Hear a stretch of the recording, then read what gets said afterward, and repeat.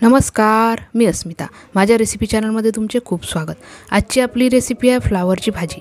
त्याच्यासाठी मी इथे असे बारीक तुकडे फ्लावरचे करून घेतले आहे. इथे मी अर्धा किलो फ्लावर वापरला आहे. वाटाणा, बटाटा अशा पद्धतीने कापून घेतला आहे.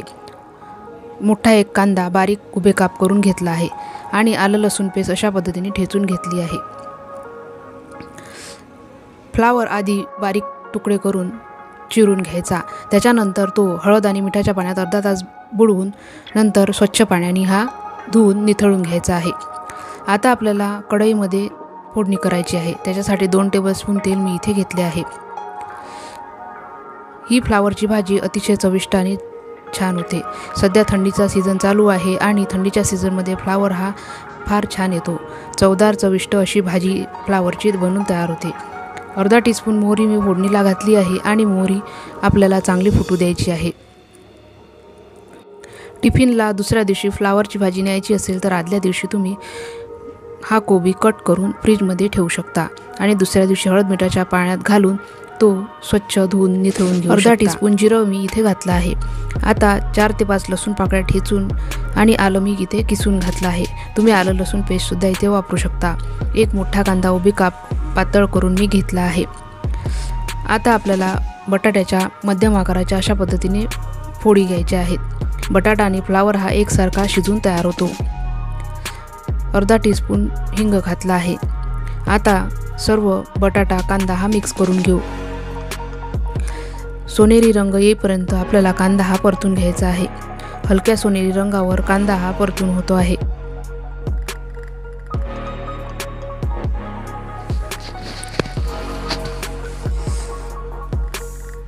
कांद्याला हलका सोनेरी रंग हा आला आहे. आता आपल्याला बाकी सुके मसाले इथे वापरायचे आहेत.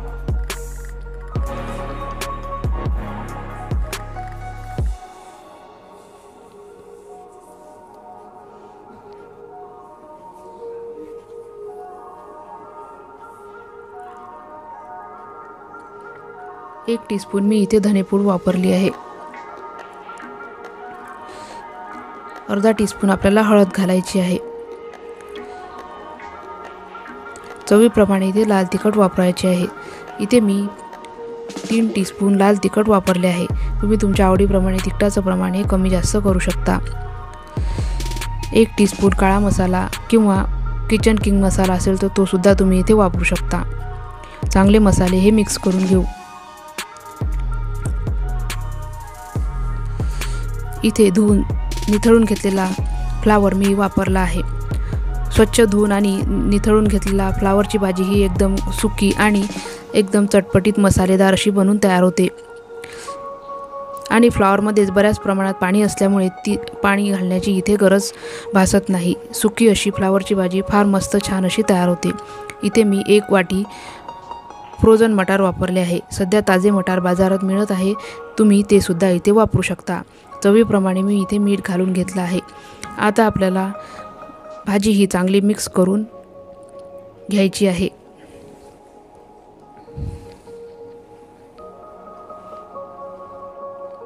फार चविष्ट आणि चवदार ही फ्लावरची भाजी बनून तयार होते. तुम्ही ही भाजी नक्की करून बघा. ह्या रेसिपीला 1 लाईक नक्की करा. टिफिनसाठी उत्तम पर्याय म्हणून ही भाजी मुलांना पण तुम्ही देऊ शकता. सगळ्यांना ही भाजी फार आवडते म्हणून 1 लाईक ह्या रेसिपीला नक्की करा. माझ्या रेसिपीज आवडत असतील तर लाईक करा, शेअर करा, सबस्क्राईब करा आणि बेल आयकॉनही प्रेस करा म्हणजे माझ्या व्हिडिओच्या नोटिफिकेशन तुम्हाला मिळतील. भाजी चांगली मिक्स झाली आहे. आता आपल्याला झाकण ठेवून ही भाजी शिजवून घ्यायची आहे. 5 मिनिटांनी आपल्याला झाकण उघडून ही भाजी परतून घ्यायची आहे. कारण आपण ही सुकी भाजी बनवत आहोत त्याच्यामुळे 2-3 वेळा ही भाजी हलवून घेणं गरजेचं आहे. 4 ते 5 मिनिटं झाली आहेत. आता आपण झाकण उघडून ही भाजी चांगली हलवून घेऊ. बटाटा आणि फ्लावर हा सॉफ्ट शिजेपर्यंत आपल्याला ही भाजी चांगली शिजवून घ्यायची आहे. ताजा जर फ्लावर असेल तर भाजी ही 10 मिनिटात शिजून तयार होते. फ्रीजमध्ये 2-3 दिवसापासून जर ठेवून असेल तर थोडा किंचित वेळ लागू शकतो.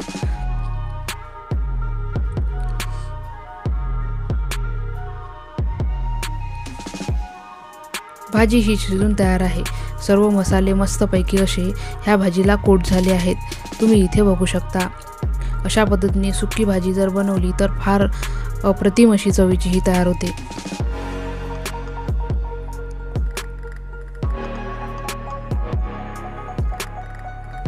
फ्लावर आपला चांगला शिजला आहे।